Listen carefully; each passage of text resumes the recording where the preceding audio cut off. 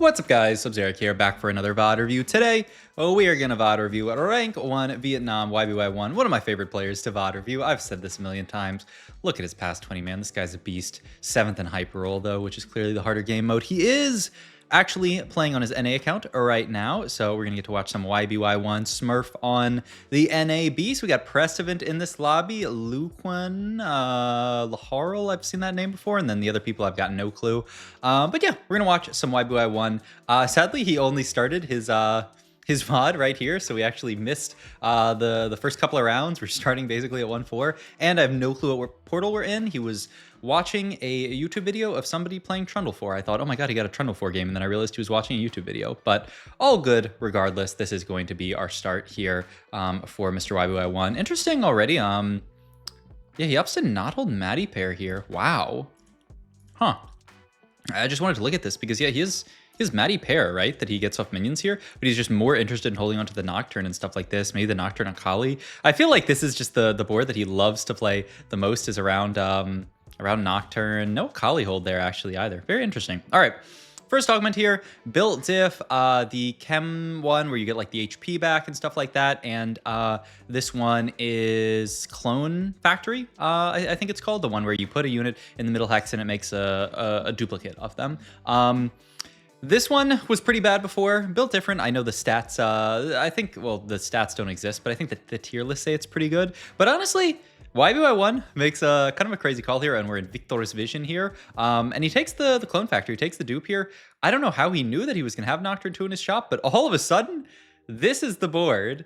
2 Nocturnes, going to slam the BT, hold the glove as well, and this is his spot. Wow. I mean, I think YBY1 made a really, really cool call here to hold on to that Nocturne. And obviously it's super, super paid off. But I think his idea from the start was just, I have a BT plus a glove. I want to play around this Nocturne unit with the Amumu, and I want this to be my opener. And it's something that I think a lot of people, I don't know, people don't see him that open to playing around this Nocturne stuff.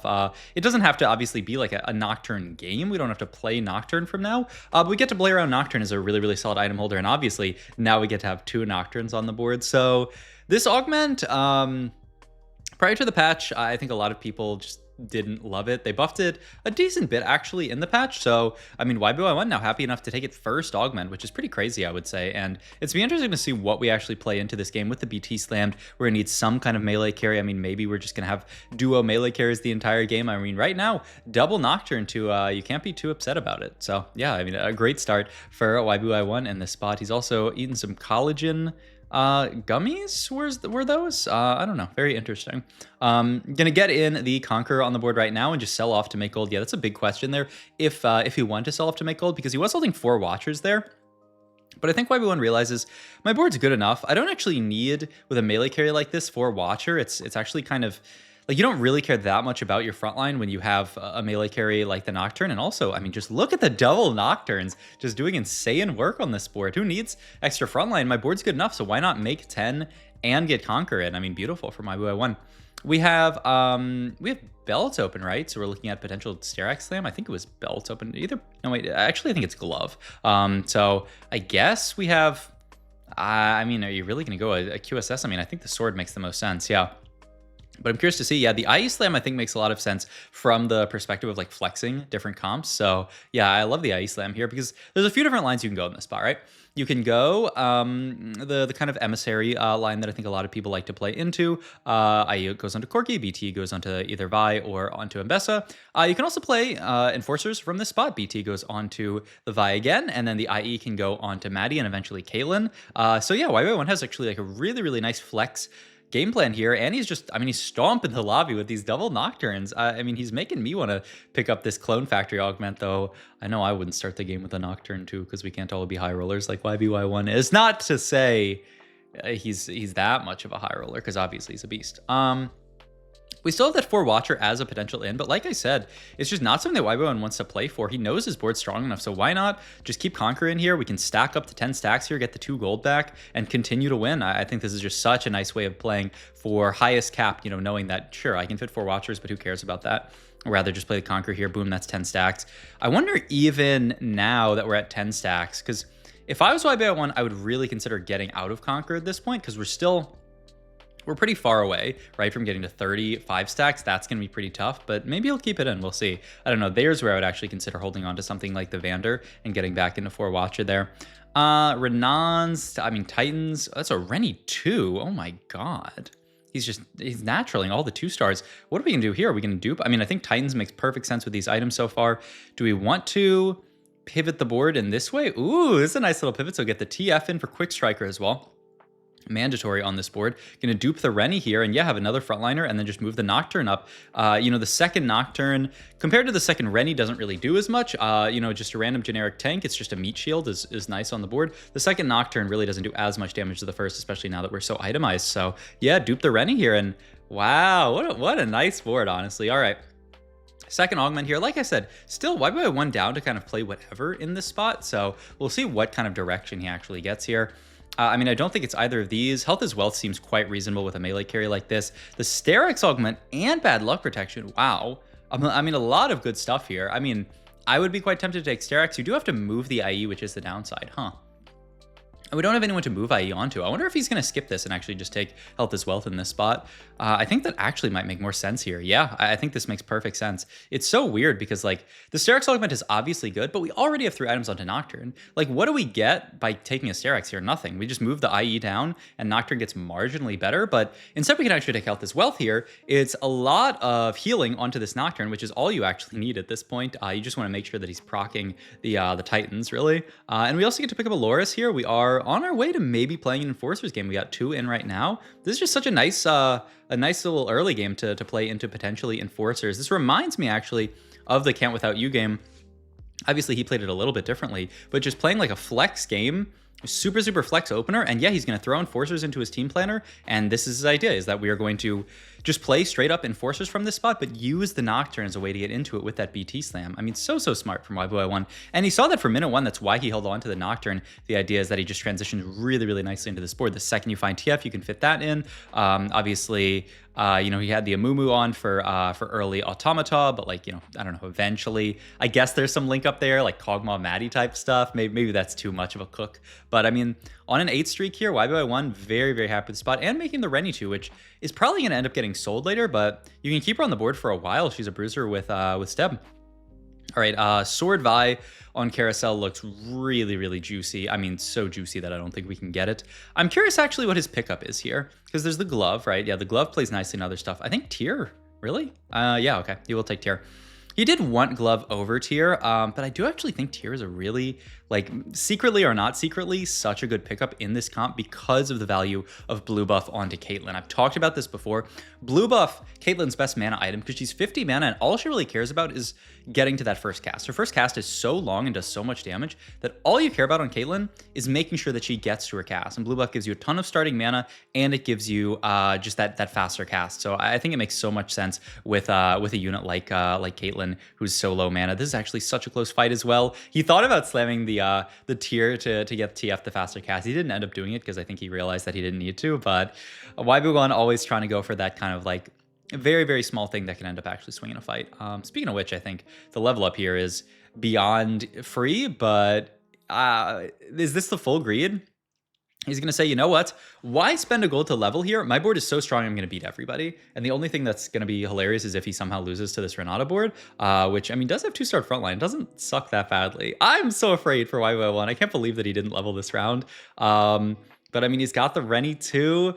I think he is going to lose this round, man. I mean, the only saving grace is that it looks like he would have lost regardless, but pretty crazy to not level there, I think, because, I don't know, that could have been a diff. Ooh, wait, look at this shop. Mbessa Corky. I wonder if this ever incentivizes YBO1. I mean, the great thing about this line is we're holding the TF that flexes between both lines. We're holding this Bruiser, which doesn't really flex into both lines, but maybe. Like, you can hold a lot of the units and flex both lines here. He's even holding onto the Trist as well.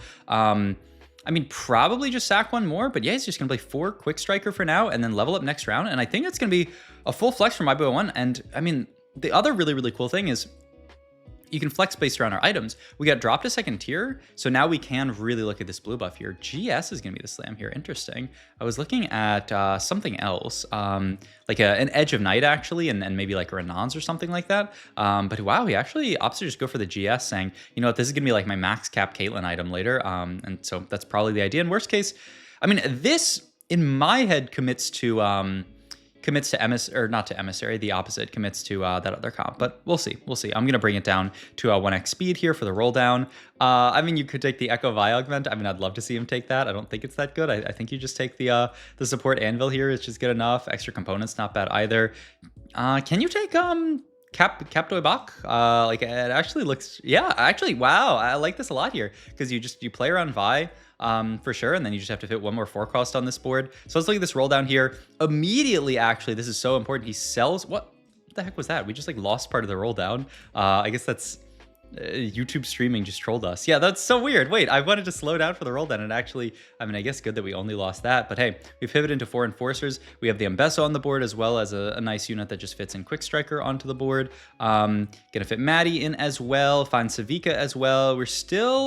We have Camille on bench. Do we have Camille in right now? We do not. So yeah, I get 6 enforcer in.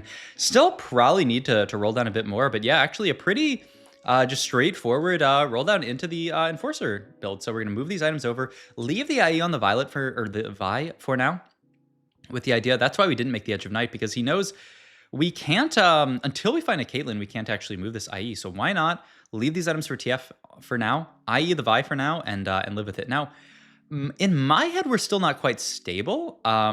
So I'm curious to see. And now with Vi pair, I think you are in a trillion % incentivized to roll it down here. But I don't know. I'm really curious to see what this roll down ends up looking like here. Gonna obviously keep the 6 enforcer. And wow, why be not gonna roll any deeper here? Also, he has no unit in the middle hex. Okay, he's gonna move off a Rumble. Doesn't get the second Rumble up to the front line yet, but okay. Well, this is actually shocking to me that he doesn't roll anymore, because in my head, this is a comp where, yes, Fast 9 is really, really important, but Vi 2, I think, is the most important thing in this comp in the mid game. And yeah, losing this fight to the Twitch 2, I mean, surely Vi 2 would have won us this fight. And it also tends to be, unless you're super contested, pretty easy to find Vi 2. It's not a comp that like a lot of units want to like splash. You're either really like playing and investing into Vi, or you're not. Item-wise here, I mean, I guess Glove is fine. Doesn't really slam anything in this spot unless we want to start making tank items, which I don't really want to make at this point. Oh, man! This 5v1 guy, I wanted to see how much he would actually roll there for Vi 2, but we end up just hitting it, so now we get to go Fast 9, I guess. I won't say that that is not high roll. That is really quick to find the Vi 2. He rolled an okay amount, but I really want to actually see how deep he was willing to roll for Vi, because it's my opinion that this comp, like, you're not going to make it to 9 on Vi 1, almost ever. Like, you can see, even this fight here, that we're going to get pretty destroyed. Okay, I do think, there's no way of knowing for sure, but I do think YBI 1 would have actually rolled pretty deep there for Vi. Oh, I mean, that's like the best one in the game. I mean, I think you certainly take this one. This Anomaly is so broken on Vi. It's called Bulwark, right? Gain 40 armor and more, and then triple it when above 50% HP. This is just beyond disgusting on Vi. If you have not seen a Bulwark Vi before, just watch and learn. And he also decides to start duping the Vi. The downside to duping the Vi is that she has a Titans. She's going to have to walk to frontline. She's going to stack it a trillion times slower. And I think that's what YB1 is talking about here. The upside is that you get a Vi 2 onto your board, which I think is reason enough to do this until we find something better. But yeah, I mean, a great spot. I mean, also this, I forget what this augment is called, but the 4 of a kind or whatever it is. I feel like that one's quite solid onto the Vi as well. This is a board where you don't need to play a ton of 4 costs. You're playing a bunch of small units. And just the extra stats onto the Vi, really nice. But yeah, I mean, look how tanky this Vi is when she's above 50% HP. She's just face tanking the entire board. She does end up going down, but I really wish YB1 had actually pulled up the like damage tanked there. But all right, so we're on our way to 9. 50 gold in this spot is pretty good. Down to 48 HP, actually losing 4 out of 5 fights this stage is pretty rough, but I am still really surprised that he didn't roll deeper for Vi 2 on 4-2, but I mean, I guess it ends up being okay. Prismatic Orb, what the hell? Okay, support item here. I mean, I guess you can just take the Moonstone. This one is never a bad choice. But we'll see. He must be thinking about something else here.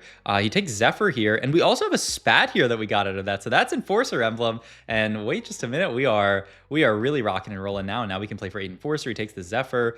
Zephyr's the frontline Corki at the last second, like a beast. Slams Even Shroud here, holds the glove for the scrap. I mean, beautiful fight, though. It might not be enough. He might still end up losing this, actually. Wait, look at this Corki setup. The Corki with the I forget what that's called, but the one where all the stars orbit around it. Wait, that's so sick here. All right, we're gonna roll down here. A lot of pairs here. Don't really need to slow this down because it's pretty straightforward what you buy at this point. But yeah, I mean, digging for the Caitlyn at this point would be a really, really big power spike. Just right now playing double Rumble. Could have been triple Rumble if we duped him, and then they would combine into a 2-star. Okay, not actually, but how cool would it be?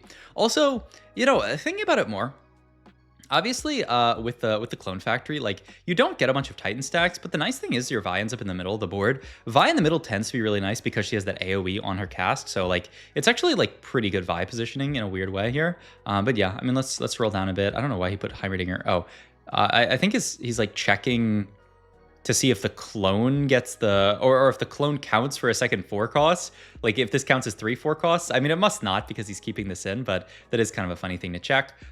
We Zephyr basically nothing here, pretty rough. We'd really like to Zephyr like a frontliner here, or really just the Renata to buy some time to get the shield not going off here, but I don't think it's really gonna matter. This comp is a pretty good matchup here. All right, I ate some nuts before this VOD, so I need to drink some water. Give me a sec. Oh my God. As another Enforcer spat, if we can get it, that would be fantastic. If we can't get that, then we're looking at maybe buy item here. He's gonna get it! What are you guys doing? You're giving YBY1 2 Enforcer spats? Oh my God, guys. Wake up, wake up, wake up. God, you guys gotta stop him. And he gets the Caitlyn anyway. So now he doesn't even need, like, he immediately sells the Camille here. That was a mistake. He mistook Maddie for Caitlyn and slammed the blue buff on Maddie, but it's fine. We have enough removers. It's all right. And now we are 1,000,000% duping this Vi here. Getting another Enforcer Vi is fantastic on our board. Though I fully expect when he finds the Rumble, then we'll do that. But yeah, 8 Enforcer. And this is with Emblem, but it's also without Emblem. I think this is something that a lot of people don't think about with comps like this, and they say, well, you know, if you don't have a +1, you can't play this comp. But when you play a comp like this, really, really high tempo win streak, you open yourself up to hitting the emblem off stuff like stage 5 carousel, stage 6 carousel. That's why, you know, a lot of people are like, if you have this comp and you know, if you never hit the emblem, then you bought 4. But it's like, well, so often you can just get the emblem off carousel, or like in this spot here, we got the emblem off of just setting up like we got a prismatic orb and end up building up. So like it's so easy. Not free. Some games you won't get the emblem, and those games you just tempo 6 Enforcer and you just pop off. But this game didn't take a single emblem from augment. We did not have it guaranteed by any means, but we got it off minions and off carousel, and now we got 8 Enforcer on the board. You can't be mad about that at all, I would say. So I mean, just chilling at this point, looking potentially.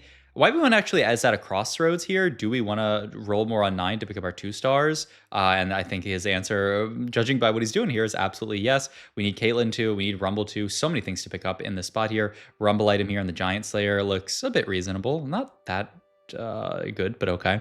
And we're just keeping our setup the entire game as just the Rumble Elise GP. Fits beautifully on this board. You get Pit Fighter in, you get Scrap in, you get Bruiser in, you get Form Swapper in. And I think that's it. But that is a 3-unit 4-trait bundle that does everything that you could ever want. So I think this makes a lot of sense on this board. Just a really, really nice way to get in Pit Fighter. Gonna take another Rumble upgrade. I mean, I imagine we're gonna roll twice at this point, 9 gold, and like we're pretty far from going level 10. I don't think such a thing is gonna happen. Also, ooh, fighting a TF3 here. I want to VOD review. Who is this? Is this I want to VOD review NA is 2 free. I don't know who that is. Does anyone know who NA is 2 free is? Because I'd love to VOD review a Twisted Fate. I wanted to watch a Twisted Fate reroll game actually, but I just couldn't find a really, really good example of it. Also, just still, look at this Vi, man. This Vi with Bulwark, man. Did you guys see her HP change there at all? No, it didn't. She just sat there full HP the entire fight, just destroying the entire board. It's just so gross. Also, wait, what is that? Is that guy? That guy's also Clone Factory, huh? I wonder, I mean, 2 Clone Factory people in the top 2. I wonder if this augment is actually like good now. Like, I don't know. We Zephyr the person with the cutlass, which is actually hilarious here. We don't really mind the cutlass that much on our board since so much of our power is in the Vi, but obviously not having Caitlyn getting sniped is big. Caitlyn did do 6,000 damage that round. All right, give me one more Enforcer +1. No, okay, very sad. I mean, we could pick up a better item to throw into Rumble here, and I think that's what he's looking at. He's also looking at Death Cap here as, yeah, the better item to put into Rumble. There's Caitlyn too. We have the even shroud, so we don't obviously need LW. Not really sure why why one is a little jumpy today. He just throws the component onto TF, and then he's like, wait, I need the component onto the GP. So then he full reforges it to get it off there. Yeah, I don't know what this guy's doing, but I mean, I can't blame him too much. We have the Vi back there. Wait, that was actually really nice positioning. The Vi walked to the left and actually just ended up killing the Cutlass. Looks like either way we would have won that fight, but okay. Our clones fighting this board. So it's just us versus NA2 free. NA is 2 free. NA is 2 free? Yeah. It's just us versus them. Six Sentinel Warwick. I mean, what a board. Also, 37 gold at this point for YBY1. We found pretty much everything except for the Rumble too, so he's thinking about pushing levels. YBY1 trying to nail this TF, and look at that, man. Like, this guy's got the Zoomer APM. He's such a beast. Like, he actually just nails that TF. His entire chat, my head's covering it, his entire chat is spamming GOAT. Mind games, veg? Oh my god. And it's, I mean, YBY1 is too good. He's too good at the game, man. Yeah, I don't know, just a really, really fun game. And a really, really cool example of how to play around items, tempo, all this kind of stuff in this Enforcer comp. So, hope you guys enjoyed this video. If you did, please like, comment, and subscribe. Check my Twitch, my Metafy, all my other links down below. Thanks to the people who have subscribed to my, a few people joined my Metafy group after I shouted out last video. So maybe more people do that. I am thinking about, what do you guys think about a weekly, not weekly, because that would be crazy. I'm thinking about doing like a monthly coaching giveaway to people who join my like top tier of my my Metafy. I'm like, I will, if like a few people join, like after this video, I will 1,000,000,000% just set that up. I really just, I'm waiting for somebody to force me to do it, but it's something I want to do. I'm soft launching it right now. How about that? If you join right now, then I mean, you'll get in the first month giveaway. Maybe I'll do one end of January. I don't know. Okay, goodbye. Thanks for watching.